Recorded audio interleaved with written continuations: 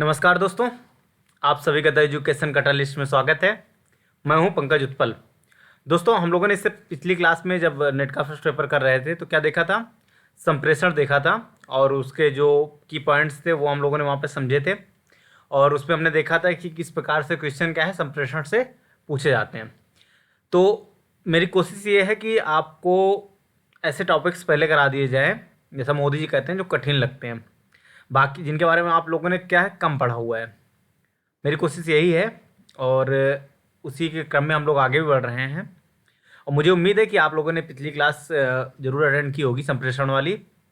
अगर नहीं की है तो मैं उसकी लिंक डिस्क्रिप्शन बॉक्स में डाल दूंगा, आप जाके देख लीजिएगा। 1.5 घंटे का वीडियो है और जितना भी कंप्रेhension से संबंधित जितने भी की पॉइंट्स हैं वो सारे मैंने उसमें क्या कर दिए हैं, कवर अप कर दिए हैं। आपको कहीं और ढूंढने की ज़रूरत नहीं पड़ेगी। अगर आप उतना करके चले जाते हैं तो 5 में से 5 नंबर आपके आने की पूरी पूरी संभावना है।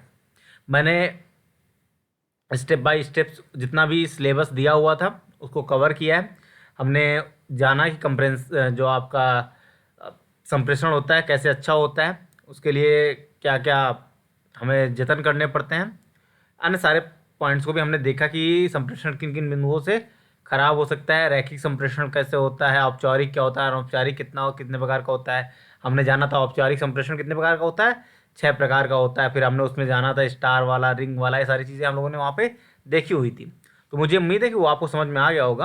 अगर नहीं आया है तो फिर से एक बार वीडियो देख लीजिएगा और जो ना समझ में आया वो कमेंट बॉक्स में बताइएगा। ठीक है दोस्तों, तो आज हम लोग जो दूसरा चैप्टर करने जा रहे हैं वह है लॉजिकल रीजनिंग, जैसे कि आपका चैप्टर शायद 6 है नेट का।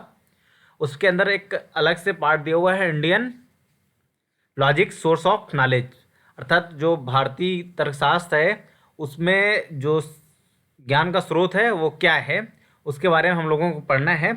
और हम लोग जानेंगे क्या कि भारतीय जो भी तर्कशास्त्र है उसमें क्या क्या चीज़ें हमारे कोर्स का हिस्सा हो सकती हैं।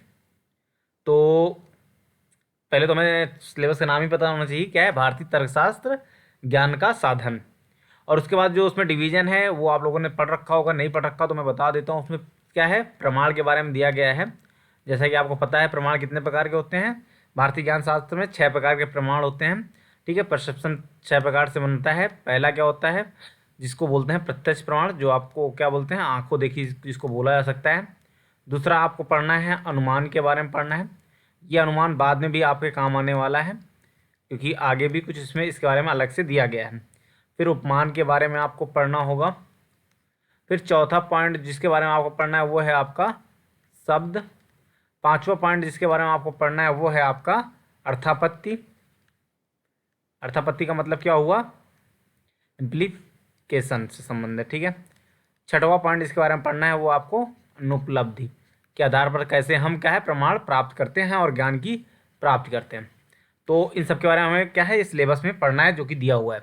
इसके आगे आगे क्या दिया हुआ है, इसके आगे दिया हुआ है अनुमान की संरचना के बारे में आपको पढ़ना है अलग से, कि हम लोग भारतीय तर्कशास्त्र में अनुमान किस हिसाब से लगाते हैं और उसके पीछे क्या क्या लॉजिक्स होते हैं उनके बारे में हम लोगों को पढ़ना है। ठीक है, इसके अंदर मतलब 3 पॉइंट्स दिए हुए हैं। पहला क्या है, अनुमान के जो पॉइंट्स हैं वो आपको पढ़ना है। दूसरा इसमें क्या पढ़ना है, आपको व्याप्ति पढ़ना है, अर्थात जो भी इनवेरिएबल रिलेशन होता है उसके बारे में आपको जानना है। तीसरा पॉइंट क्या है, हेत्वाभास के बारे में आपको जानना है। तो ये टोटल पॉइंट्स हम लोग आज इस लेक्चर में देखेंगे। 1 घंटे लगे या 1.5 घंटे लगे उससे मैटर हम लोगों को नहीं करने वाला है और मुझे उम्मीद है कि आप लोगों को ये समझ में आ जाएगा। ठीक है, चलिए शुरू करते हैं अपनी क्लास। और जहाँ पर ना समझ में आए तो आप कमेंट बॉक्स में बताइएगा। अगर आपको ये वीडियो अच्छा लगे तो आप कमेंट बॉक्स में ये भी बता दीजिएगा, नहीं अच्छा लगे तो वो भी बता दीजिएगा। और अगर अभी तक आपने चैनल को सब्सक्राइब नहीं किया तो सब्सक्राइब कर लीजिए, जिससे मुझे थोड़ा से और क्या बोलते हैं आप समझ सकते हैं, जो कि घिसी पिटी लाइन वैसा ही समझिए यहाँ पे, तो मैं आपके लिए और वीडियो बना सकूँ आपके लिए फ्री में। ठीक है, तो हम लोग समझते हैं सबसे पहले भारतीय जो दर्शन शास्त्र है उसमें जो आपका ज्ञान को लेकर सोच है उसके बारे में हम लोग थोड़ा जान लेते हैं।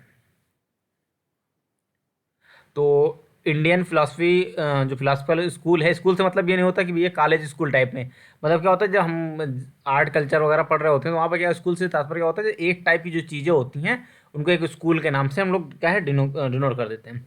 तो अगर हम भारतीय दर्शन शास्त्र में क्या करें, ज्ञान के बारे में जानने की कोशिश करें, तो कितने प्रकार का दर्शन है नॉर्मली, नॉर्मल उसके डिपेंड आपको क्या है वेदांत के आधार पर अगर उसको डिवाइड किया जाए तो दो प्रकार से भारतीय दर्शन शास्त्र में ज्ञान को की मान्यता मिलती है। एक वो लोग होते हैं जो होते हैं आपके आस्तिक होते हैं, वेद के आधार पर अगर हम ज्ञान को देखने की कोशिश कर रहे हैं, ठीक है। दूसरे क्या होते हैं, नास्तिक होते हैं। ये अभी आपके सिलेबस में नहीं है, लेकिन क्या है ये आपको आगे काम आने वाला है, ठीक है। तो मैं इसको यहाँ पे करवा दे रहा हूँ इसलिए कि आपको आगे समस्या ना हो, ठीक है। एक होता है आस्तिक और दूसरा होता है नास्तिक। बेसिकली आपको आस्तिक से तात्पर्य आप लोग समझते होंगे जिसकी क्या है, ईश्वर पे क्या हो, आस्था हो। ईश्वर पे आस्था है तो क्या है वो आपका आस्तिक है, और नहीं है आस्था तो वो आपका मतलब क्या हो जाएगा, नास्तिक हो जाएगा, ठीक है।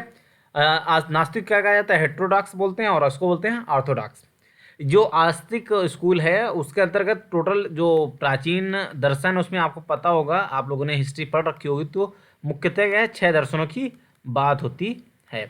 वो कौन कौन से हैं उनके बारे में थोड़ा हम लोग जान लेते हैं। पहला दर्शन तो क्या है आपको जब पता ही होगा, न्याय है। दूसरा क्या है, वैशेषिक है, आपका नाम सुन रखा होगा। तीसरा दर्शन जिसके बारे में आपको पता है होगा, सांख्य है, ये आपको शुरुआती कक्षाओं में पढ़ा दिया जाता है। इसके बाद क्या है आपका, आपका चौथा दर्शन है योग। इसके बाद आपका नाम आता है पूर्व मीमांसा का, और फिर आपका नाम आता है उत्तर मीमांसा का, ठीक है। इनके आधार पर क्या है हम लोग ज्ञान के बारे में जानने की कोशिश करते हैं। तो हम लोग क्या है भारतीय ज्ञान शास्त्र का क्या है, न्याय के बारे में हम लोगों को पढ़ना है, और उसी के अंतर्गत क्या है हमें प्रमाण भी देखना है। बेसिकली जो हमारे यहाँ जो डिवाइडेशन किया गया है जहाँ पर हम लोग अनुमान वगैरह की खोज करते हैं, वो बेसिकली दो का इस्तेमाल करते हैं। वो कौन कौन से हैं, वो है आपका न्याय और दूसरा है वैशेषिक, जिनके आधार पर हम क्या है पूरा अपना हमारा अनुमान शास्त्र चलता है, या हम लोगों को जो भी लॉजिकल रीजनिंग वगैरह चलती है वो इनके आधार पर चलती है। बाकी इनके नाम आप लोगों को पूछे जाते हैं, वो आपको याद रखने हैं। इसका क्या है गौतम है, मैं आपको पता होगा। और वैशेषिक दर्शन के कौन है आपके, कणाद हैं, ये भी नाम आपको पता ही होगा। सांख्य दर्शन के आपको पता है कपिल मुनि हैं। योग का तो बताने की जरूरत नहीं है, पतंजलि बाबा आजकल बहुत फेमस हो गए हैं। अगर अब भी आप लोगों को नहीं पता तो समस्या वाली बात है। पूर्व मीमांसा कौन है, जैमिनी हो जाएंगे आपका, ठीक है। और उत्तर मीमांसा क्या है, बादरायण। ये आप लोगों को 6 दर्शन है ये जो कि याद रखने हैं, यहाँ पर भी काम आ जाते हैं और कई बार आगे अंदर भी काम आ जाते हैं। और नास्तिक में क्या है, बहुत सारे नास्तिक में है जो कि भौतिकवादी दर्शन भी हैं, उनको नास्तिक माना जाता है, तो वो आपके काम का यहाँ पर भी नहीं है। आपका इसमें बौद्धिज्म, बौद्ध वाले भी आ जाएंगे, बौद्ध स्कूल वाले जो बौद्ध को मानते हैं। जैनिज्म भी इसी में आपका आ जाएगा। तो ये मोटा मोटी यहाँ पे क्या हो गए ज्ञान के बारे में, क्या है दो दो धारणाएं हमारे यहाँ पर है इंडियन फिलोसफिकल स्कूल में। पहला क्या हो गया, वेदों को जो स्वीकार करते हैं, अर्थात जो आस्तिक, जो वेदों को नहीं स्वीकार करते हो वो नास्तिक। और आस्तिक के अंतर्गत 6 डिवाइडेशन है जिनको हम लोगों ने क्या है यहाँ पे समझ लिया है, ठीक है। अब हम लोग चलते हैं अगर हाँ यहीं पर हम लोग देख जान लेते हैं ज्ञान कितने प्रकार का होता है। जैसे भारत में जो भारतीय दर्शन है उसमें ज्ञान को कैसे डिवाइड किया गया है, पहले उसके बारे में जान लेते हैं फिर आगे हम चलते हैं। एक उसमें क्या होता है, एक होता है प्रमा, एक होता है अप्रमा। ये दोनों का मतलब क्या है, प्रमा और अप्रमा का। प्रमा से तात्पर्य होता है रियल नॉलेज, और अप्रमा से मतलब होता है अनरियल नॉलेज, ठीक है। रियल ज्ञान और रियल मतलब वास्तविक, जो जैसा है वैसा ही जब आप किसको ज्ञात हो वो क्या है वास्तविक कहलाएगा। और अप्रमा से तात्पर्य क्या हो जाता है, अवास्तविक से जो कि जो जैसा नहीं वैसा भी हम लोग क्या उसको मान लेते हैं। तो ये आपका रियल हो गया और ये आपका अनरियल नॉलेज हो गया, ठीक है दोस्तों। तो ये दो प्रकार के नॉलेज होते हैं। एग्जाम्पल द्वारा अगर समझने की कोशिश करें, सपोज करिए तुलसीदास का नाम आप लोगों ने सुन रखा है, तो तुलसीदास के बारे में आप लोगों ने क्या है कहानी भी सुन रखी होगी। तुलसीदास जब अपने पत्नी के प्रेम में अपने ससुराल पहुंचते हैं तो क्या होता है कि हम भीगते भागते पहुंचते हैं, मुर्दा का इस्तेमाल करते हुए नदी क्रॉस कर जाते हैं हम, और क्या है सांप के सारे क्या है छत में चढ़ जाते हैं और अपने अर्धांगिनी के कमरे में पहुंच जाते हैं। तो उन्होंने सांप को किस रूप में अज्यूम किया? रस्सी के रूप में। तो ये क्या हो गया? ये आपका आ जाएगा अप्रमा के अंतर्गत। अगर उन्होंने सांप को सांप समझा होता तो वो किसका हिस्सा हो जाता? वो आपका प्रमा का हिस्सा हो जाता, बाकी वो अप्रमा का हिस्सा है। ठीक है। अच्छा, ज्ञान के चार हिस्से होते हैं जो कि बहुत इंपॉर्टेंट नहीं है, वो आपको जानने की ज़्यादा जरूरत नहीं, मैं यहाँ पर थोड़ा सा बता देता हूँ। पहला क्या होता है? परमात्मा। तो समझ भी रहे होंगे आप लोग परमात्मा क्या होता है? नोअर होता है, जानने वाला। दूसरा क्या होता है? प्रमेय, जो सब कुछ जानता हो, क्या होता है? परमात्मा। परमात्मा के बारे में आप लोगों ने सुन रखा होगा। दूसरा क्या होता है? प्रमेय, जिसके द्वारा जिसको जाना जा सकता है, नॉलेजेबल है। ठीक है। अब प्रमेय क्या सिद्ध की जाती है? आप लोगों ने एक अच्छा 9-10 में काफ़ी प्रमेय सिद्ध की हो, थ्योरम सिद्ध की होगी। तीसरा एक पॉइंट है प्रमेय, प्रमाण, जिसके द्वारा जाना जाता है उसको क्या बोलते हैं? प्रमाण। आप सारी बहुत सारी प्रमाणों का इस्तेमाल करते हैं, और इस प्रमाण का इस्तेमाल करके जो हमें प्राप्त होता है क्या बोलते हैं? उसको बोलते हैं प्रमिति। तो ये चार पॉइंट है, क्या है? ये चारों चार बेसिक थ्योरी है जिनके आधार पर क्या है? ज्ञान को डिवाइड किया जाता है। तो हमें समझ में आ गया न्याय के हिसाब से ज्ञान कितने प्रकार का होता है? दो प्रकार का होता है, एक जो कि रियल हो और दूसरा जो कि अनरियल हो। न्याय के हिसाब से हमने डिवाइडेशन किया है। तो प्रमाण क्या होता है? प्रमाण जैसा कि हम लोगों ने पहले जाना है, प्रमाण के बारे में हम लोग पढ़ना है आगे क्योंकि हमारे सिलेबस में है। तो प्रमाण क्या होता है?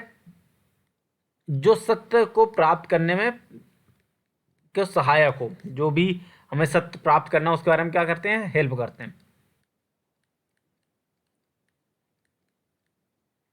वे क्या होते हैं? हेल्प करते हैं। ठीक है। और इसके अंतर्गत 6 पार्ट्स वही जो आपको पहले दिया गया है। प्रमाण को क्या बोलते हैं? प्रूफ बोलते हैं। तो उनके बारे में हम लोग अभी आगे अलग अलग करेंगे। पहला क्या होगा उसमें? प्रत्यक्ष होगा। प्रत्यक्ष के बारे में हम लोगों को जानना है, इसको क्या बोलते हैं? परसेप्शन बोलते हैं अंग्रेजी में। दूसरा आपका हो जाएगा अनुमान, इनको इन्फेरेंस बोलेंगे। इसके आधार पर क्या है? हम प्रमाण निकालते हैं। तीसरा हो जाता है उपमान, जिसके हम क्या है? कंपेरिजन करके हम क्या करते हैं? आपका प्रमाण निकालने की कोशिश करते हैं। चौथा क्या हो गया? शब्द, जिसके द्वारा हम क्या है? आपका अनुमान निकालने की कोशिश करते हैं। पांचवा क्या हो गया? अर्थापत्ति, जिसके आधार पर हम क्या है? प्रमाण निकालने की कोशिश करते हैं। छठवा क्या हो गया? अनुपलब्धि। ठीक है। तो ये टोटल आपके 6 प्रमाण जिनके आधार पर हम लोग ज्ञात करते हैं, इनके बारे में हम लोग अलग से अध्ययन करेंगे और एक एक पॉइंट को हम लोग समझेंगे जो कि हमारे सिलेबस में आता है। ठीक है दोस्तों, तो उम्मीद है कि आप अभी क्लास ही में होंगे और किसी अन्य चीज़ का अनुमान नहीं लगा रहे होंगे। अगर लगा रहे हैं तो वापस आ जाइए और बाद में आप जो भी अनुमान लगा रहे हैं वो बाद में लगाइएगा। ठीक है। तो हम लोग आगे चलते हैं अब और जानते हैं अपने पहले प्रमाण के बारे में, प्रत्यक्ष के बारे में। प्रत्यक्ष दोस्तों क्या होता है कि फर्स्ट सोर्स ऑफ नॉलेज होता है। पहली बात तो ये जान लीजिए आप, फर्स्ट सोर्स ऑफ नॉलेज क्या होता, क्यों बोला जाता है इसको? क्योंकि इसमें जो चीज़ होती है वो बिल्कुल आपके आंखों के सामने होते हैं। ठीक है। इसको फर्स्ट सोर्स ऑफ नॉलेज ही बोलते हैं। और इसकी स्पीड क्या होगी? प्रत्यक्ष की सबसे तेज होती है किसी भी मामले में। क्यों तेज होती है? क्योंकि आपके सामने स्पीड इसकी क्या होने वाली है? फास्ट रहने वाली है। सबसे तेज़ी से आप जिस चीज़ का प्रमाण हासिल करते हो प्रत्यक्ष। और ये किसके आधार पर होता है? जो भी आपके इंद्रिय हैं, जो कि आपकी प्रत्यक्ष ज्ञान इंद्रिया जिनको बोलते हैं, इंद्रियों के सहयोग से जो आप ज्ञान प्राप्त कर रहे होते हैं उसको क्या बोलते हैं? आपका प्रत्यक्ष बोलते हैं। इंद्रियां आपको जानती हैं, आपको पता है आपके शरीर में 5 इंद्रियां हैं। कौन कौन सी हैं? अगर नहीं पता तो पहले आप साइंस की किताब उठाइए और ढूंढिए। ठीक है। नहीं, बाकी आँख आँख हो गई आपकी इंद्री, नाक हो गई, कान हो गई, जिस तरह आपको सुनना होता है, त्वचा हो गई, जीभ हो गई, सब क्या है? आपके कई प्रकार की इंद्रियां होती हैं। तो क्या है? जिनके द्वारा हम क्या है? कई चीज़ों का अनुभव करते हैं। घ्राण, ना आदि सारी चीज़ें, अलग अलग इंद्रियों के बारे में हम लोगों ने जाना है। ठीक है। तो इंद्रियों के संयोग से जो हमें ज्ञान प्राप्त होता है उसको क्या बोलते हैं? प्रत्यक्ष बोलते हैं। और ये सर्वाधिक तेज होता है। ठीक है। इसको भी कई बार दो भागों में डिवाइड कर दिया जाए प्रत्यक्ष को भी। एक होता है निर्विकल्प, प्रत्यक्ष ज्ञान को 2 पार्ट्स में डिवाइड कर दिया गया। किस आधार पर किया गया वो अभी हम लोग जानते हैं। निर्विकल्प एक को बोलते हैं, दूसरा हो जाता है दोस्तों सविकल्प। बात ही होती है, कुछ लोग ऊपर चितिया होते हैं, एक नॉर्मल टर्म यूज होता है आपके क्या है अवधि क्षेत्र में। जो क्या होता है कि जब जो चीज़ हम क्या केवल ऊपर ऊपर से देख के जिस चीज़ को क्या हम मान लेते हैं? सत्य मान लेते हैं। जो ऊपर से जो हमें दिख रहा होता है वही सत्य मान लिया। तो ऊपर से जो देखा जा सकता है वो होता है निर्विकल्प। लेकिन क्या होता है किसी चीज़ का डीप नॉलेज क्या होता है? वो किसी चीज़ का क्या है, डीप लर्निंग। डीप, जब किसी चीज़ का डीप अध्ययन करते हैं वो क्या कहलाता है आपका, सविकल्प कहलाता है। अर्थात किसी चीज़ के दूसरे स्तर के, प्रथम स्तर का नॉलेज होता है और ये किस स्तर का होता है, द्वितीय स्तर का। ज़्यादा अच्छा कौन माना जाएगा, सविकल्प वाला आपको ज़्यादा अच्छा माना जाएगा। ठीक है। और इसका अगर डिवाइडेशन किया जाए प्रत्यक्ष का, तो ये इसको और भागों में, दो भागों में डिवाइड किया जा सकता है। प्रत्यक्ष तो एक आप लोगों ने ज्ञानेंद्रियों वाला समझा। एक दूसरा इसी के अंदर एक डिवाइडेशन और भी किया जाता है, वो आपके लिए ज़्यादा काम का नहीं है लेकिन जानने योग्य है, क्योंकि वो है आपका, एक मिनट, वो है आपका, पहला है आपका लौकिक, ठीक है, जिसको बोलते हैं ऑर्डिनरी। दूसरा हो जाता है आपका अलौकिक, इसको बोलते हैं एक्स्ट्रा ऑर्डिनरी। ठीक है। और इसको क्या बोले जाएंगे, अलौकिक। अलौकिक ज्ञान में क्या आता है, जो कि डायरेक्ट कांटेक्ट होता है, उसको क्या इसके अंतर्गत रख देते हैं, इसी के अंदर आपको रखना होता है, लौकिक के अंतर्गत सब। ठीक है। हम लोग क्या पढ़ रहे हैं, प्रमाण पढ़ रहे हैं। प्रमाण के अंतर्गत हम लोग इसमें क्या पढ़ रहे हैं, प्रमाण के हमने 6 पार्ट देखे हैं। प्रत्यक्ष जाना है, अनुमान जाना है, उनके अंतर्गत हम प्रत्यक्ष पढ़ रहे हैं अभी। प्रत्यक्ष के अंतर्गत हमने पहले जान लिया सविकल्प क्या होता है और निर्विकल्प क्या होता है। अब उसके अंतर्गत हम लोग चल रहे हैं लौकिक और अलौकिक बारे में जान रहे हैं। तो ये लौकिक क्या होता है, डायरेक्ट जो कॉन्टेक्ट होता है उसके आधार पर होता है। इसको भी दो पार्ट्स में डिवाइड किया जा सकता है, एक होता है एक्सटर्नल, एक होता है इंटरनल। तो एक्सटर्नल में वो आता है जो हमारे इंद्रियों द्वारा होता है, और इंटरनल में क्या होता है, जो हमारे अंदर से जो फीलिंग होता है, डिजायर होती है, पेन होता है, इनके जो अंदर से हम क्या चीज़, किसी चीज़ का अनुभव कर रहे होते हैं, वो क्या कहलाता है आपका इंटरनल, क्या है, नॉलेज कहलाएगा, इंटरनल ज्ञान कहलाएगा, इंटरनल प्रमाण कहलाएगा। अलौकिक के अंतर्गत क्या आता है, मतलब क्या है कि किसी को भूत वूत दिखना जो होता है ना, कि कई सारे लोगों क्या है, जो चीज़ होती नहीं वो भी आपको दिखने लगती, तो किसके अंतर्गत आ जाता है, वो आपके आ जाता है एक्स्ट्रा ऑर्डिनरी के अंतर्गत आ जाता है। ठीक है। तो ये आप लोगों ने समझ लिया होगा। और प्रत्यक्ष क्या होता है, जो हम फर्स्ट सोर्स ऑफ नॉलेज होता है, जिसके द्वारा हम क्या होता है, किसी चीज़ को सीधे क्या करते हैं, अनुमान करने की कोशिश करते हैं। ठीक है। तो अनुमान करने की कोशिश तो अलग चीज़ हो गई, मतलब सीधे सीधे किसी चीज़ का अनुभव करते हैं। तो ज्ञान दो प्रकार का हो गया, पहले प्रमा और अप्रमा के अंतर्गत हमने डिवाइड किया, रियल अनरियल। उसके बारे में हम लोगों को प्रमाण के बारे में जाना, प्रमाण कितने प्रकार का होता है, 6 प्रकार का हमने जान लिया है। और हमने उसका पहला टाइप भी देख लिया है, जो कि प्रत्यक्ष होता है। प्रत्यक्ष कितने प्रकार का होता है, प्रत्यक्ष 2 प्रकार का होता है, एक निर्विकल्प, एक सविकल्प होता है। अगर इसको और डिवाइड किया जाए तो लौकिक और अलौकिक के रूप में डिवाइड कर सकते हैं। जो हम सीधे सीधे फील करते हैं अपने इंद्रियों द्वारा, हम जो नाक द्वारा सपोज करिए कि हम कहीं पे बैठे हुए हैं और क्या हमें बदबू टाइप में आ रही, तो हम क्या, हमें वो सीधे डायरेक्ट हमारा नॉलेज हो रहा है। ठीक है। तो ये हो गया आपका प्रत्यक्ष। अब चलते हैं दूसरा, हम लोग जानते हैं प्रीमाइस के बारे में, अनुमान।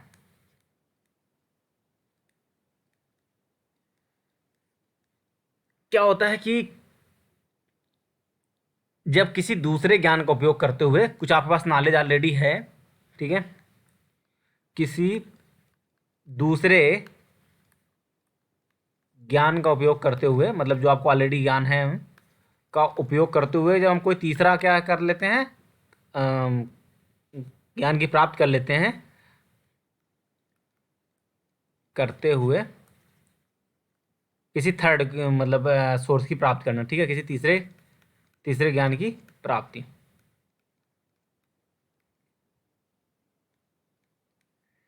ठीक है। अनुमान के बारे में भी हम लोग अलग से भी पढ़ेंगे, क्योंकि हमारे अलग से हिस्सा है, उसमें हम लोग व्याप्ति पढ़ेंगे, हेतुआभास पढ़ेंगे, और हेतुआभास कितने प्रकार का होता है, इनके बारे में हम लोग अलग से जानने वाले हैं। ठीक है।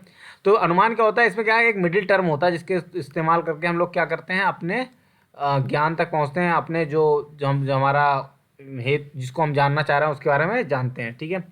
और सपोज करिए, इसके लिए बहुत ही फेमस एग्जाम्पल है जिसको आप लोग इस्तेमाल करते हैं, क्या है कि कहीं पर धुआं निकल रहा है, तो ये माना जाता है वहाँ पर आग होगी ही। तो ये चीज़ समझ सकते हैं आप, ये ये क्या है, अनुमान ही है ना, क्योंकि आग, धुआं बिना आग के उत्पन्न नहीं हो सकता। ये किस पे, ये आपके पूर्व ज्ञान पर आधारित है। क्यों, क्योंकि आपने उसको प्रत्यक्ष रूप में तो वहाँ पर नहीं देखा ना, जो भी आपके सामने प्रमाण है, जो ज्ञान के रूप में प्रमाण आपके सामने आया है, वो क्या है, आपके पास प्रत्यक्ष नहीं है, आप अनुमान के द्वारा उसको प्रमाण हासिल कर रहे हैं। ठीक है। तो ये पूर्व ज्ञान के आधार पर होता है। इसके अंतर्गत तो कुछ डिवाइडेशन भी होते हैं, उनके बारे में हम लोग क्या है जान लेंगे। कई बार क्या होता है, अनुमान क्या होता है, मनोवैज्ञानिक आधार भी होता है इसका। और मनोवैज्ञानिक से क्या होता है, मनोवैज्ञानिक का आधार पर अगर इसका हम डिवाइडेशन करें, तो ऐसे समझिए मनोवैज्ञानिक क्या होता है। मनोवैज्ञानिक अनुमान कि अपने बारे में क्या है, कुछ हम कल्पनाएं करते हैं, किसी दूसरे के बारे में करते हैं, उसके आधार पर क्या है कोई हम प्रमाण हासिल करते हैं। दूसरा क्या होता है नेचर ऑफ व्याप्ति। व्याप्ति हम लोग आगे पढ़ेंगे। एक तो उसमें हम लोग यहाँ पर थोड़ा सा बता देते हैं, एक होता है पूर्वत, एक होता है शेषवत, एक होता है सामान्य दृष्टा। तो पूर्वत क्या होता है, कथित कारण से अप्रभावित प्रभाव का अनुमान। सपोज करिए कि किसी कारण के द्वारा हम लोग क्या कर लें, किसी का हमें कुछ कारण पता चलता है, तो उसके आधार पर क्या है हम उसके जो अभी घटना घटी नहीं उसके प्रभाव का क्या है अनुमान लगा लें। वो क्या कहलाता है आपका, वो आपका कहलाता है पूर्वत। ये किसका पार्ट है, व्याप्ति का। यहीं पर थोड़ा सा जान लेते हैं, फिर आगे हम लोग फिर से देखेंगे व्याप्ति। पूर्वत व्याप्ति क्या होती है कि आपने क्या किसी कारण को देखा, कथित कारण, और तो क्या है कि हम अप्रभावित प्रभाव के बारे में क्या है अनुमान लगा लें। ठीक है, जो अभी आपके सामने है भी नहीं। दूसरा होता है शेषवत।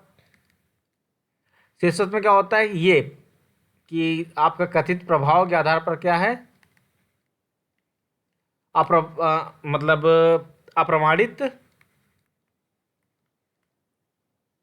कारण के बारे में क्या हम अनुमान लगाने लगे, तो वो क्या कहता है शेषवत। और तीसरा होता है सामान्य दृष्टा। सामान्य दृष्टा क्या होता है कि आमतौर पर कोई संबंध नहीं होता दोनों में, लेकिन क्या है कि हम मान लेते हैं ये चीज़ ऐसी है। तो इसकी एग्जांपल हम लोग आगे देखेंगे। चलते हैं आगे हम लोग प्रमाण के तीसरे टॉपिक की तरफ। मुझे उम्मीद है समझ में आ गया होगा। पहला हो गया हमारा प्रत्यक्ष। प्रत्यक्ष के बारे में हम लोगों ने जान लिया, अनुमान के बारे में जान लिया। तीसरा क्या है, उपमान। तो आइए देखते हैं उपमान के बारे में। उपमान क्या होती है दोस्तों, उपमान को क्या बोलते हैं, कंपैरिजन। आप लोगों ने नाम तो सुन ही रखा होगा, आप लोगों ने हिंदी में बहुत सारा कंपैरिजन किया होगा। बाकी क्या है, आप लोग बाकी डे टू डे लाइफ में भी क्या आप कंपैरिजन करते रहते हैं। ठीक है, तो इसमें होता है क्या है कि कोई उपस्थित आपके सामने कोई प्रेजेंट वस्तु है, ठीक है, उपस्थित क्या है सादृश्य वस्तु है, मतलब जो आपके सामने है जिसको आप देख पा रहे हैं, उसका क्या है हम एक क्या ले लेते हैं उपमान, या उसकी उसको क्या है आपके सामने एक ढाल बनाते हुए क्या हम किसी तीसरे अज्ञात वस्तु को क्या है हम जब ज्ञान करते हैं किसी सादृश्य वस्तु का उपयोग करते हुए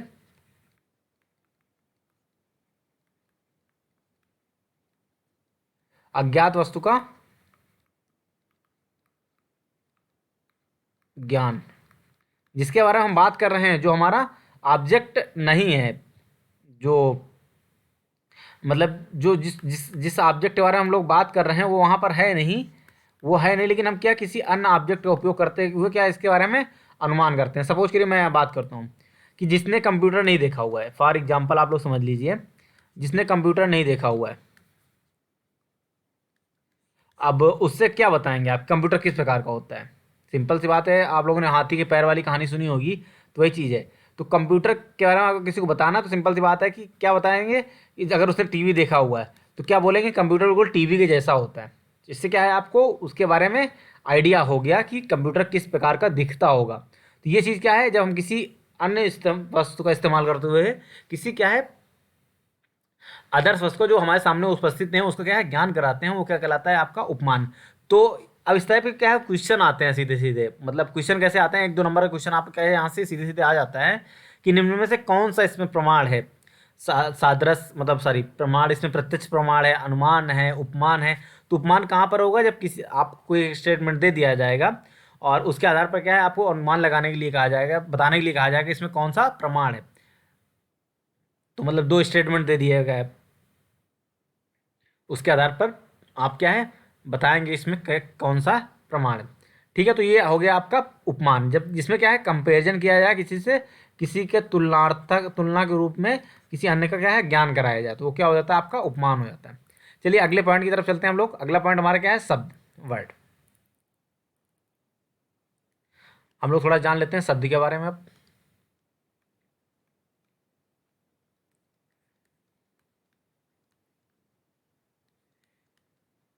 इसको और क्या बोलते हैं, इसको और बोलते हैं वर्बल टेस्टी मनी। आप लोगों ने रूढ़, यौगिक रूढ़ और अन्य शब्द पढ़े होंगे। सिंपल सी बात है कि बहुत सारी चीज़ों के लिए, बहुत सारी वस्तुओं के लिए, बहुत सारे तथ्यों के लिए क्या होता है, कोई एक शब्द क्या हो जाता है, रूढ़ हो जाता है। आप ऐसे समझिए कि अगर हमने बोल दिया मछली, तो आपने मछली आपके सामने है तो नहीं ना, लेकिन आपके दिमाग में क्या है, मछली की फीलिंग बन जाएगी। कैसे बन जाएगी? क्योंकि आपने जो मछली की फीलिंग आपके दिमाग में है, कुछ ऐसे करके आपके दिमाग में वो फीलिंग ऑलरेडी है, तो ये आपने मछली आपके दिमाग में तुरंत पैदा हो गई। क्यों? क्योंकि ये शब्द आपके दिमाग में रूढ़ हो गया। तो ये क्या है, आपको किस प्रकार का प्रमाण हो जाएगा, शाब्दिक प्रमाण हो जाएगा। किसी शब्द के नाम लेते हुए जो आपके मन में प्रमाण आपके दिमाग में जो ज्ञान उत्पन्न होता है, वो क्या हो जाता है, आपका वर्बल टेस्टोमनी कहलाता है, शब्द शब्द ज्ञान कहलाता है। आप और नहीं किसी चीज़ के बारे में बात कर लीजिए, जैसे मैं कहता हूँ आपसे नदी, तो आपके बारे में एक विशाल जलराशि ध्यान में आती है, जो क्या है, सदा प्रवाहित हो रही है। जैसे मैं तालाब बोलता हूँ, तो वो क्या है, आपको एक ऐसी भूखंड या शिलाकृति दिमाग में आपके आ जाती है, जहाँ पर क्या है, पानी रुका रहता है या भरा रहता है, और उसका एरिया क्या होता है, बहुत ज़्यादा बड़ा नहीं होता। जैसे मैं घर कहता हूँ, तो आपके दिमाग में क्या है, तुरंत घर की फीलिंग आने लगती है, जहाँ पर क्या है, हम निवास करते हैं। जैसे हम अस्पताल कहते हैं, तो आपके दिमाग में क्या हो जाता है, डॉक्टर के दिमाग फीलिंग में आ जाएगी, अदर्स फीलिंग आपके दिमाग में आने लगती है। तो ये सब क्या है, वर्बल, मतलब किसी शब्द से द्वारा क्या है कि हम किसी उसके बारे में हमें क्या है, वो एज ए प्रत्यक्ष ना हो, वो आपके सामने प्रत्यक्ष भी नहीं है, नहीं है, फिर भी क्या आप उसके बारे में ज्ञान या अनुमान कर सकते हैं, फिर भी आप उसको महसूस कर पा रहे होते हैं। ठीक है, तो ये चीज़ है। और बाकी इसके अगर भारतीय दर्शन में इसका डिवाइडेशन किया जाए, तो दो प्रकार के शब्द होते हैं, एक होते हैं वैदिक, एक होते हैं लौकिक। वैदिक वाले क्या, जिनके बारे में क्या है, प्रश्न ना किया जाए,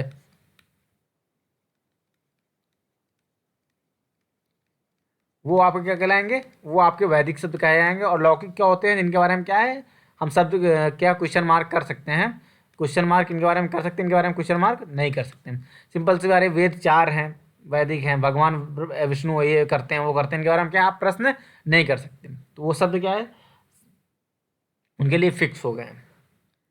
तो समझ में आ गया होगा मतलब शब्द क्या होते हैं, और ये कैसे हमें ज्ञान देते हैं, कैसे हमें प्रमाण देते हैं। ठीक है, शब्द के अंतर्गत क्या होना चाहिए, चार चीज़ें शब्द को क्या है, विस्तृत बनाती है। उसके अंदर क्या होनी चाहिए, एक आकांक्षा होनी चाहिए। आकांक्षा से तात्पर्य क्या होता है, उसके अंदर कुछ मीनिंग होनी चाहिए।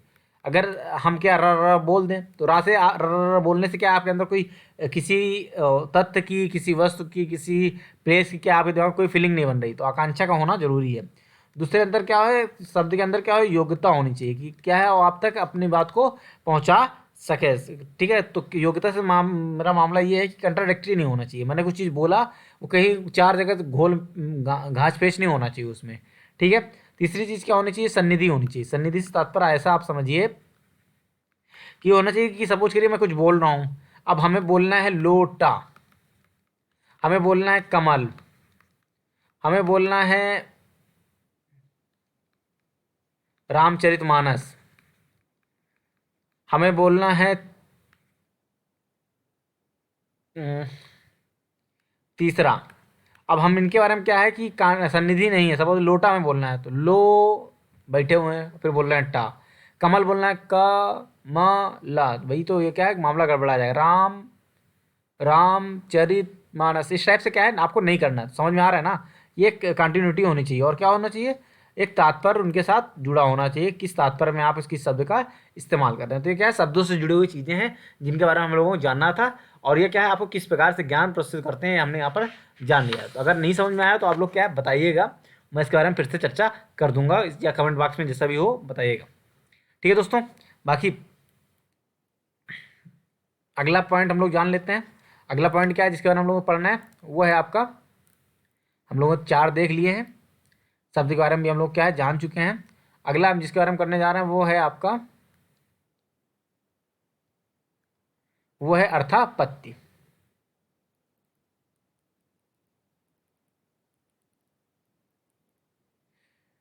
ठीक है, ये अर्थापत्ति क्या होती है दोस्तों, ये ऐसे समझिए, मैं आपको बहुत सिंपल तरीके से समझा दूंगा कि आपको कोई समस्या नहीं होगी। बहुत कठिन चैप्टर सब लोगों को लगता है एम्प्लीफिकेशन, सॉरी अर्थापत्ति इस चैप्टर, लेकिन मैं आपको बहुत ईजिली तरीके से समझा रहा हूँ। ठीक है, अब इम्प्लीकेशन क्या होता है, अर्थापत्ति क्या होता है, उसके बारे में हम लोग जानते हैं। सिंपल सी बात, इसको आप एक वर्ड में लिख लीजिए, गेस मारना, या अगर बहुत हिंदी में कहा जाए तुक्का मारना। सिंपल सी बात क्या है कि दो विरोधाभासी स्टेटमेंट होते हैं, ठीक है, दो विरोधाभासी कथन होंगे, कितने होंगे, दो या तीन, दो विरोधाभासी कथन होंगे। उनमें क्या होता है, इन दोनों विरोधाभासी कथनों में क्या है, किसी तीसरे तत्व द्वारा, कोई तीसरा तत्व होगा जो इनके बीच क्या होगा, तीसरे तत्व की कल्पना करके क्या है, उनको क्या है सेटिस्फाई करने की हम लोग कोशिश करते हैं तीसरे तत्व की कल्पना करके। तो वही क्या होता है, आपका अर्थापत्ति कहलाता है। तो मैं आपको एग्जाम्पल के द्वारा समझाऊं। एक नाम ले लेते हैं कुछ, क्या नाम ले लेते हैं, सुरेश कक्षा में नहीं आता है, फिर भी वह कक्षा में प्रथम आता है।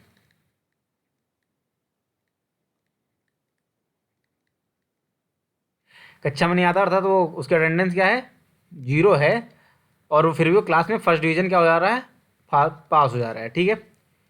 तो अब इन दोनों शब्दों में क्या है, विरोधाभास है भाई, जो आदमी आ नहीं रहा तो पास कैसे हो जा रहा है फर्स्ट डिवीजन। तो अब हम इसको सेटिस्फाई करने के लिए क्या है, एक तीसरा अनुमान एक तुक्का मारेंगे। और तुक्का हम क्या मारेंगे, वो तुक्का हम ये मारेंगे, कई तुक्के हो सकते हैं। एक तुक्का हो सकता है उसने क्या है घूस दे दी हो, पैसा दे दिया हो। एक तुक्का ये हो सकता है वो क्या है, कोचिंग जाता है, ठीक है, कोचिंग जाता है। ये हमारा क्या हो गया, ये एक तीसरा तत्व है जो इन दोनों तत्वों क्या है संतुष्ट करने की कोशिश कर रहा है। तो ये आप चीज़ समझ रहे हैं, मुझे लग रहा है समझ में आ गया होगा कि दो विरोधाभासी स्टेटमेंट हैं, उनके को संतुष्ट करने के लिए हम क्या किसी तीसरे की क्या है कल्पना कर लेते हैं, जिसके द्वारा क्या है इन दोनों को हम क्या कर लेते हैं, सेटिस्फाई करने की कोशिश करते हैं।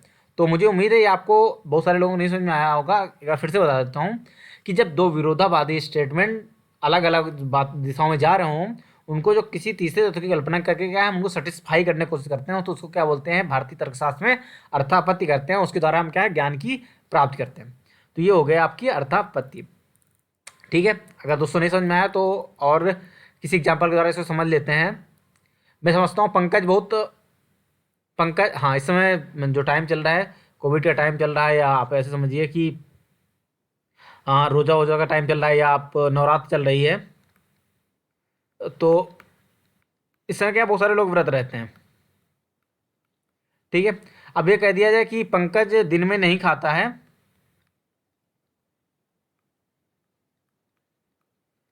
में नहीं खाता है,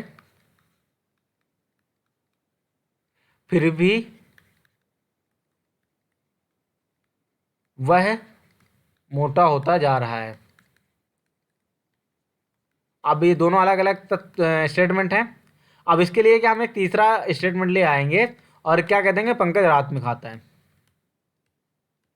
हो गए आपके दोनों सेटिस्फाई। और ये क्या है, जरूरी नहीं कि सही हो, ये क्या है, एक प्रकार का तुक्का होता है, ठीक है। अब हम चलते हैं अगले अपने प्रमाण की तरफ, वो है अनुपलब्धि, ठीक है। तो जानते हैं अनुपलब्धि का क्या मामला है।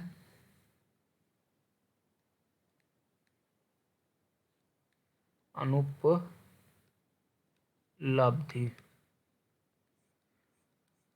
ठीक है, इसको आप नॉन अप्रिहेंशन भी बोल सकते हैं। कि सिंपल सी बात है, ये एक ऐसा सिद्धांत है जिसमें हम क्या करते हैं, नकारात्मकता से क्या है नॉलेज प्राप्त करते हैं, नकारात्मकता से ज्ञान की प्राप्त करते हैं। अब ये सोचेंगे आप नकारात्मकता से ज्ञान की प्राप्ति कैसे, सिंपल सी बात ऐसी है कि हमारे दिमाग में कुछ चीज़ें होती हैं, कुछ ऑलरेडी सेटल चीज़ें होती हैं। सपोज करिए क्लास में ऐसा माना जाता है कि जब टीचर क्लास में होता है,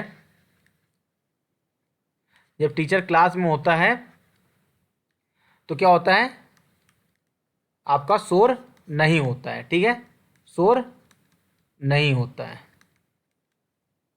ठीक है। टीचर क्लास में नहीं होता, टीचर है क्लास में है तो नॉइज नहीं होगा। अगर टीचर है क्लास में नहीं है, टीचर क्लास में नहीं है तो क्या होगा, नॉइज आपका होगा, शोर आपका होगा। तो सिंपल सी बात, अगर क्लास में शोर हो रहा है तो हम क्या अनुमान लगाएंगे? शोर हो रहा है तो हम क्या अनुमान लगाएंगे? कि हम अनुमान ये लगाएंगे कि टीचर क्लास में नहीं है। ठीक है, तो नकारात्मकता के द्वारा हमने क्या है, अनुमान लगा लिया। सिंपल सी बात है कि अ, रोज सुबह 6 बजे क्या है, आपके मंदिर घंटा बजता हो और एक दिन ना बजे, तो आप अनुमान क्या लगाएंगे कि पंडित जी नहीं है तो ही घंटा नहीं बजा। ठीक है, तो ये आपका दोस्तों जो मोटा मोटी चीज़ें थी वो हम लोगों ने यहाँ पे जान ली है। और जो जो जो प्रमाण के टाइप होते हैं वो हम लोग यहाँ पर देख लिया। अब हम लोग चलते हैं अगले चैप्टर की तरफ, जो हम लोगों ने ऊपर देखा था। क्या था हमारा अगला पॉइंट जिसके बारे में हम लोगों को डिस्कस करना है? अनुमान की संरचना के बारे में हम लोगों को जानना है। ठीक है, तो आइए हम लोग देखते हैं, अनुमान की संरचना जानते हैं।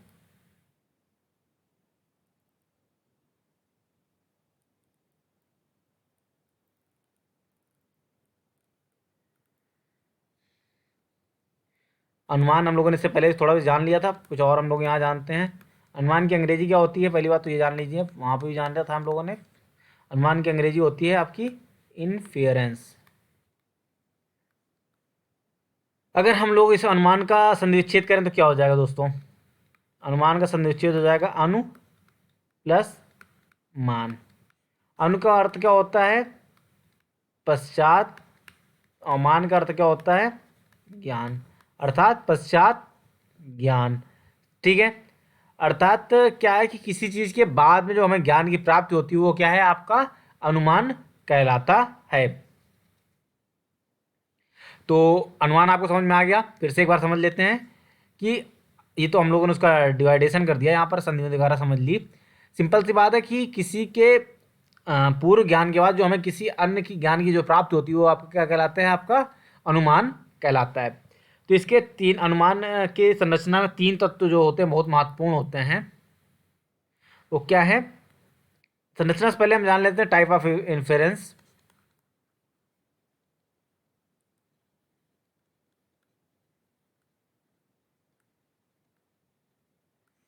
क्या क्या होते हैं पहले हम लोगों ने देख लिया था, फिर से यहाँ पर जान लेते हैं। पूर्वत हम लोगों ने पहले जान लिया था, हम लोगों ने शेषवत भी जान लिया था, और हम लोगों ने क्या जान लिया था? सामान्य तो दृष्टा। इन तीनों के बारे में हम लोगों ने जान लिया था। पहले वाले में क्या होता है? पूर्वत की क्या है कि हमने ये समझा कि आपके सामने क्या होता है, कोई एक कारण आपको पता होता है और उसके आधार पर क्या है, आप उसके प्रभाव का क्या करते हैं? अनुमान के लगा लेते हैं। और तो जो प्रभावी प्रमाण हो मतलब होगा, जो प्रभाव पड़ेगा उसके बारे में अनुमान लगाते हैं। शेषवत में क्या होता है? आपके पास एक प्रभाव होगा, उसके आधार पर आप क्या है, कारण का अनुमान लगा लेते हैं। और सामान्य दृष्टा जो सिंपल टू सिंपल चीज़ें होती रहती हैं उनके बारे में क्या है, हम उसको सामान्य दृष्टा बोलते हैं। कि क्या, जब दो चीज़ों को हम एक साथ अटैच करके देखने लगते हैं। ठीक है, तो आप इसका एग्जाम्पल देखते हैं, हम लोग एग्जाम्पल के द्वारा समझते हैं। आप लोग घर से निकले और देखा कि रोड क्या है, गीली है, रोड भीगी है, तो आपने क्या अनुमान लगाया? रोड भीगी है तो ये क्या हो गया? प्रभाव हो गया। ये आपने बात समझ ली। तो अब भीगी है तो उसका कारण आप क्या अनुमान लगाएंगे? कारण क्या होगी? बारिश। ये क्या हो गया? प्रभाव आपने देखा, उसके आधार पर क्या है, आपने कारण का अनुमान लगा लिया। अगर ये आपने प्रभाव नहीं देखा होता, आपको पूरा पूर्व में ज्ञान नहीं होता, तो क्या आप ये अनुमान लगा पाते? क्या नहीं लगा पाते ना। तो वो क्या हो गया आपको? इसका एग्जाम्पल हो गया। अब हम लोग पूर्वत का एग्जाम्पल देखें। सपोज करिए कि कोई बच्चा मतलब कोई टीचर बहुत स्ट्रिक्ट है और वो क्या कहता है, डेली होमवर्क चेक करता है। तो अब सपोज करिए कि और जो होमवर्क नहीं करके लाता उसकी अच्छे से क्या है, कढ़ाई हो जाती है, कुटाई हो जाती है। आपने होमवर्क नहीं किया है तो किसी को आपने बताया और आपने बता दिया कि आपने फलाने टीचर का काम नहीं किया, आपने राम बाबू सर का होमवर्क नहीं किया है। ठीक है, तो अब उस पर प्रभाव क्या पड़ेगा? आपने राम बाबू काम नहीं किया है तो अब सिंपल सी बात, उसका प्रभाव ये पड़ेगा कि राम बाबू आपको क्या करेंगे? पीटेंगे। ठीक है, तो ये क्या है, आपने उस प्रभाव की कल्पना की। कैसे कल्पना की कि ये जो फिक्स पूर्वत चीज़ें होती रहे वो उन सब का मामना ये है। ठीक है, और सामान्यतः दृष्टि में क्या होता है कि जैसे माँ कुछ मतलब बनी बनाए होती हैं कि अगर हमने कह दिया कि मतलब वो स्त्री है, तो नॉर्मली हमारे दिमाग में क्या आएगा कि स्त्री है तो उसके बाल लंबे ही होंगे। तो क्या होगा, ये क्या है, सामान्य तो दृष्टा आपने इसको एक फिक्स लाइन पे क्या कर दिया है, कवर अप कर दिया है। ठीक है, तो अब हम लोग आगे चलते हैं। आगे हम लोग को क्या जानना है, इसमें हम लोगों को व्याप्ति जाननी है और हेत्वाभास के बारे में हम लोग को क्या है, थोड़ा थोड़ा समझना है। तो व्याप्ति क्या होती है, हाँ नहीं सॉरी, इससे पहले हम लोग थोड़ा से और भी जानना होगा। व्याप्ति समझने से पहले क्या है, हमें क्या समझना होगा, अनुमान की संरचना समझना होगा।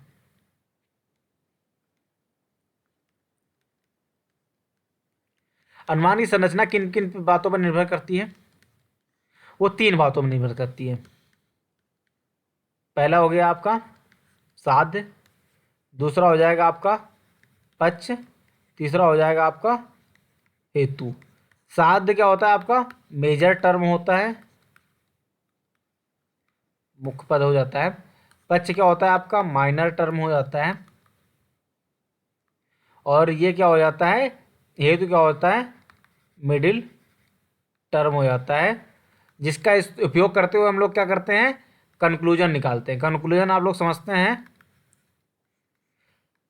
कंक्लूजन से मतलब क्या है कि हम किसी निर्णय पे पहुंचते हैं, कोई आप क्या करते हैं, निर्णय निकालते हैं। तो ये मिडिल टर्म के द्वारा क्या है, आप निर्णय क्या करते हैं, प्राप्त करते हैं।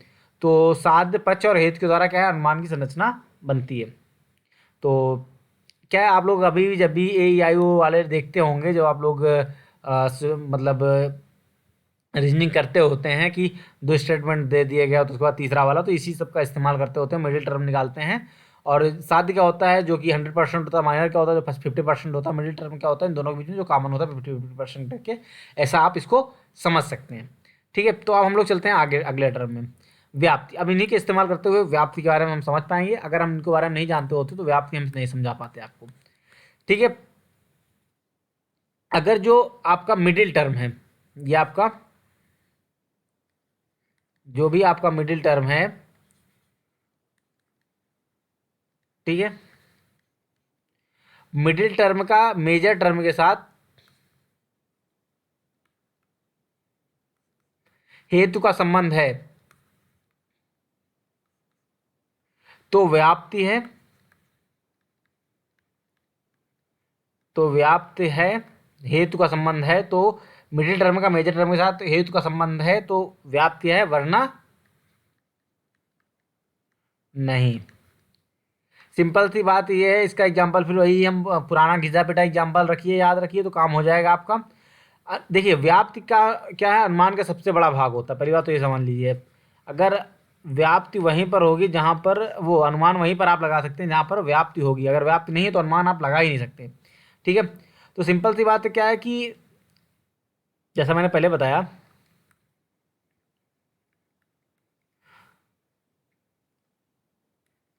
राम के घर से धुआं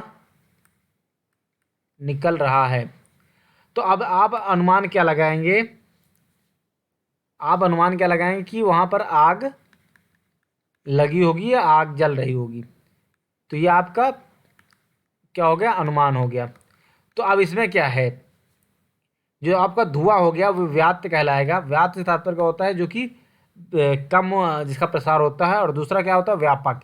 तो इन व्याप्त और व्यापक का संपर्क क्या है, हेतु के द्वारा आप लोग देखते हैं। ठीक है, तो ये आपका धुआं हो जाएगा और ये आग हो जाएगा। हम लोगों ने पढ़ा है कि सपोज करिए संसद, हम जब संसद की बात करते हैं तो उसमें क्या है, आपका आ जाता है लोकसभा, राज्यसभा और राष्ट्रपति, इसी में क्या हो जाते हैं, शामिल हो जाते हैं। तो संसद क्या हो गई, बड़ी चीज़ हो गई। राष्ट्रपति क्या हो गया, उसके अंदर की बात हो गई। जब संसद की बात की जाएगी तो ये माना जाएगा कि उसमें क्या है, राष्ट्रपति शामिल ही होगा। वैसे ही आग जल रही है तो आग तभी जलेगी जब धुआं वहीं पर निकलेगा जहाँ पर आग जल रही होगी। तो ये आपका क्या हो गया, आपका व्याप्ति का सिद्धांत हो गया। तो व्याप्ति क्या है, सब मिडिल टर्म का मेजर टर्म के साथ जब सीधे संबंध होता है और हेतु के रूप में उनके बीच में संबंध होता है तो व्याप्ति है, वरना नहीं है। और हेत्वाभास क्या है, अब हेत्वाभास जस्ट इसका अपोजिट है, आप ऐसे समझ लीजिए। उन दोनों में क्या है, हेतु का संबंध था। इसमें क्या है, हेतु है ही नहीं, वो हेतु का संबंध है नहीं, क्या है, सिर्फ आपको लगता है कि हेतु का संबंध है। ठीक है, इसको आप क्या कर सकते हैं, कुतर्क कह सकते हैं, भ्रम कह सकते हैं, फालसी कह सकते हैं, जो भी कह सकते हैं, कहना हो कह लीजिए। वहाँ पर क्या होता है, तो बस वो चीज़ होती नहीं है, उसका क्या है, मतलब ज़बरदस्ती उसको क्या है, चेपे रहते हैं, अपने यहाँ किसी की सुननी तो होती नहीं है वाला मामला होता है। ठीक है, तो इसके अंतर्गत क्या है, बहुत सारे एग्जाम्पल होते हैं, उन एग्जाम्पल को हम लोग क्या है समझेंगे। ठीक है, तो इसको भी क्या है 6 पार्ट्स में डिवाइड कर दिया गया है। पहला आप लोग हम समझ लेते हैं असिद्ध।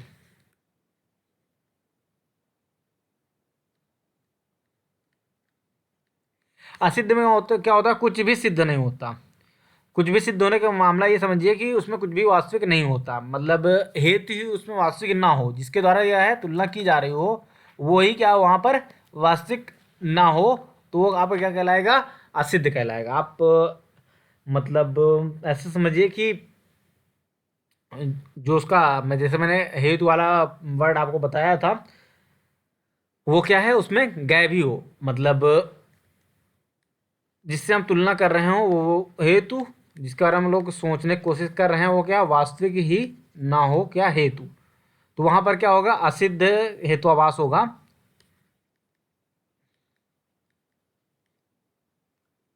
ठीक है, और उसके द्वारा क्या कुछ भी सिद्ध नहीं किया जा सकता। सपोज करिए कि मैं एग्जांपल क्या बताऊं आपको,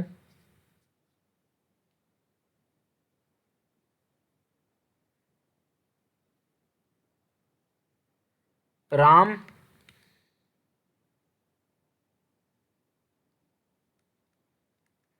सुंदर है, सुंदर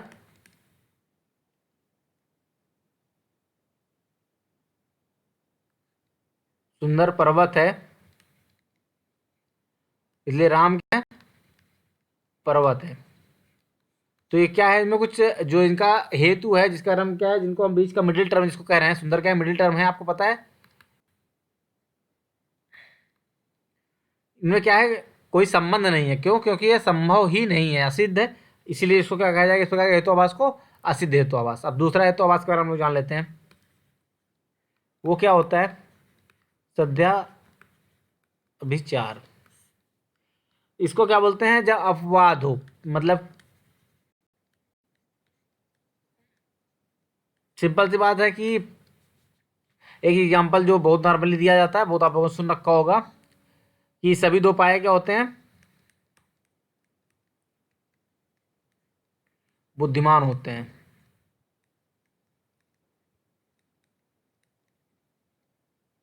हंस दो पाया है, तो हंस बुद्धिमान हो जाएगा। ठीक है, ये हमने क्या है, एक तर्क का इस्तेमाल किया, हंस बुद्धिमान है, तो इसमें कौन सा है, अपवाद है कि हंस बुद्धिमान है या नहीं है, दो पाया भी है, तो ये क्या है, इसमें आपका सत्या विचार आ जाएगा, ये अपवाद के रूप में सही है या नहीं है, ये इसका हिस्सा हो जाता है। ठीक है, अब हम लोग इसके बारे में तीसरा पॉइंट समझते हैं, वो क्या है, सत प्रतिपक्ष।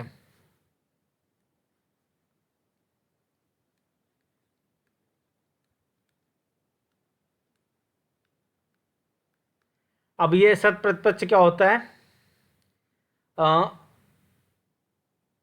आप ऐसे समझिए कि जो दो जब हम दो विपरीत अनुमानों का प्रयोग करते हुए क्या तीसरे अनुमान का क्या करते हैं, इस्तेमाल करते हैं, निकालने की कोशिश करते हैं, वो क्या आपका कहलाता है, वो आपका सत प्रतिपक्ष कहलाता है। ठीक है, तो अब इसका एग्जाम मतलब इसके लिए क्या होता है, सत प्रतिपक्ष के लिए क्या होता है, हमें दो स्टेटमेंट्स की जरूरत पड़ती है। एक स्टेटमेंट क्या होता है, फॉल्स होता है, और दूसरा क्या होता है, सही होता है। इन दो स्टेटमेंट्सों का प्रयोग करते हुए क्या हम उसका रियल वर्ड या निकालने की कोशिश करते हैं, उसका जो रियल अनुमान होता है उसकी कोशिश करते हैं, वो क्या होता है, सत प्रतिपक्ष। तो इसमें क्या होता है, दो विपरीत अनुमानों का प्रयोग किया जाता है,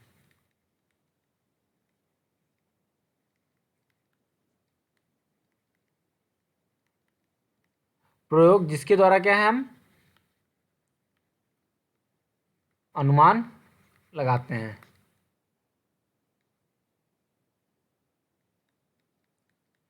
ठीक है, ये आप लोग बात समझ गए होंगे। अब अगला चलते हैं, एग्जाम्पल। वो क्या है? बाधित। बाधित हेतुवाभास क्या होता है? सिंपल सी बात, ऐसा समझिए कि जब हम किसी अनुमान में ये दोष होता है कि उसको किसी अन्य प्रमाण द्वारा क्या करते हैं, सिद्ध करते हैं, गलत सिद्ध करते हैं, तो वो क्या कहलाता है? बाधित। बाधित हेतुवाभास कहलाता है। सिंपल सी बात, एग्जाम्पल देखते हैं।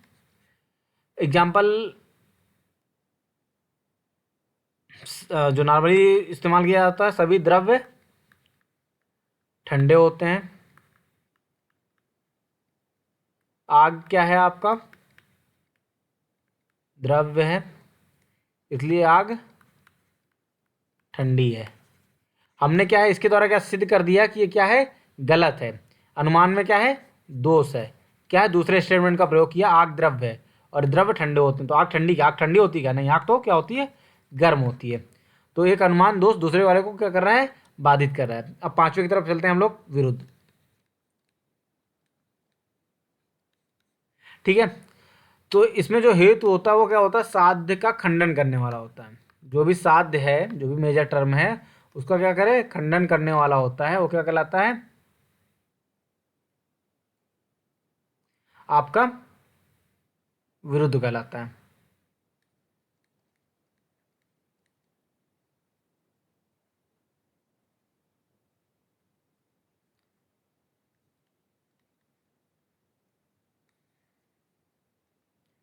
ठीक है,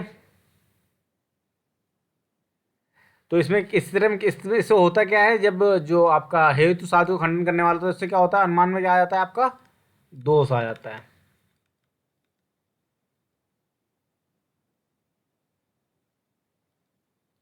एग्जाम्पल के लिए देख लीजिए, जो जो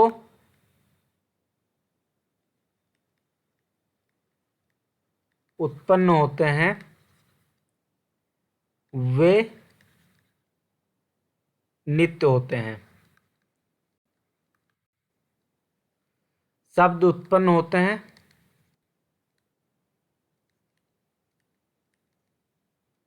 यहाँ आता है शब्द क्या हो जाएगा? नित्य होंगे। शब्द नित्य होते हैं, इसमें क्या हो जाएगा? आपका विरुद्ध हो रहा है, और ये क्या जो आपका हेतु है वो साध्य का क्या कर रहा है? खंडन कर रहा है। ठीक है दोस्तों, तो ये हमारा जो आपका इंडियन लॉजिक्स था, जो भारतीय तर्कशास्त्र था, वो मैंने यहाँ पे पूरा करवा दिया आपको। और एक बार फिर से हम लोग देख लेते हैं जल्दी जल्दी, और क्विक रिवीजन मारते हैं। हम लोगों ने प्रत्यक्ष के बारे में जान लिया, प्रमाण के बारे में हम लोगों ने जान लिया, प्रत्यक्ष के बारे में हम लोगों ने जान लिया, अनुमान के बारे में भी हम लोगों ने जान लिया, उपमान के बारे में हम लोग क्या समझा था? क्या है? कंपेरिजन के द्वारा क्या हम किसी नॉलेज की को अपने सामने प्रस्तुत कर देते हैं। शब्द में क्या होता है? जो आपके एट प्रेजेंट आप वो होता नहीं, लेकिन फिर भी आपके बारे में क्या होता है? उसके प्रेजेंट में फीलिंग आप बना पाते हैं। अर्थापत्ति क्या होती है? सिंपल सी बात है कि आप उसके द्वारा क्या हो जाता है? किसी अन्य चीज़ की उत्पत्ति हो जाती है। दो विरोधाभासों के क्या है? मिलने में, दो विरोधाभास स्टेटमेंट होते हैं, उनको क्या है? संतुलित करने के लिए क्या हम किसी तीसरे चीज़ के बीच में घोषपेच कर देते हैं। अनुपलब्धि क्या होती है? कि जब किसी मतलब किसी चीज़ के द्वारा हम क्या, किसी अन्य चीज़ की अनुपलब्धता का ज्ञान हो जाता है, वो क्या होता है? अनुपलब्धि प्रमाण कहलाता है। अनुमान की संरचना के लिए अनुमान व्याप्ति और हेतुवाभास के बारे में हम लोगों ने जान लिया है, और आस्तिक नास्तिक के बारे में जान लिया है। ये छह दर्शन हम लोगों ने यहाँ पर देख लिया है। ज्ञान के प्रमा और अप्रमा के बारे में जान लिया है, रियल नॉलेज, अनरियल नॉलेज। ठीक है, क्योंकि चारों तत्व जान लिया, परमार्थ, प्रमेय, प्रमाण और प्रमित के बारे में हम लोग जान लिया है। प्रत्यक्ष कितने प्रकार का होता है? एक होता है निर्विकल्प, एक होता है सविकल्प। निर्विकल्प क्या होता है? जो ऊपर से देखा जा सकता है प्रथम दृष्टया, और सविकल्प क्या होता है? जब डीप नॉलेज लिया जाए, सविकल्प। और क्या किस प्रकार का प्रत्यक्ष होता है? एक लौकिक होता है, एक अलौकिक होता है। लौकिक क्या होता है? जो सबको दिखता है, नॉर्मल ह्यूमन बींग को दिखता है। और अलौकिक क्या होता है? जो सबको नहीं दिखता है, वो अलौकिक कहलाता है।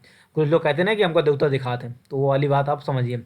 ठीक है, अनुमान के बारे में हम लोगों ने यहाँ पे दूसरा पॉइंट जो समझा वो क्या था? अनुमान के बारे में था किसी दूसरे ज्ञान का उपयोग करते हुए क्या किसी तीसरे ज्ञान की प्राप्ति कर रहा थी। इसमें क्या होता है? एक मिडिल टर्म होता है जिसका इस्तेमाल हम लोग करते हैं। ठीक है, अब इसके अंतर्गत हम लोग पूर्वज, शेषत्व और समान दृष्टा के बारे में जाना था।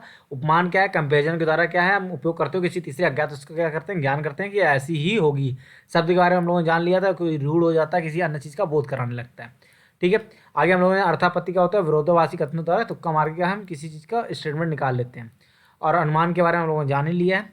और अनुमान में क्या साध्य, पक्ष और हित के बारे में भी हम लोगों ने जान लिया। उसके 5 टाइप्स क्या होते हैं, असिद्ध होता है, सत्य विचार होता है, सत्य प्रत्यक्ष होता है, बाधित होता है और आपका विरुद्ध होता है। ये 5 टाइप है जिसके आधार पर क्या है हम अनुमान की के बारे में लगाते हैं कैसा प्रमाणित है या नहीं है। ठीक है दोस्तों, तो मुझे उम्मीद है कि आपको ये जो लेक्चर है वो समझ में आया होगा, जिसके बारे में हम लोग बात करना चाह रहे थे वो मैं आप तक कन्वे कर पाया हूँगा।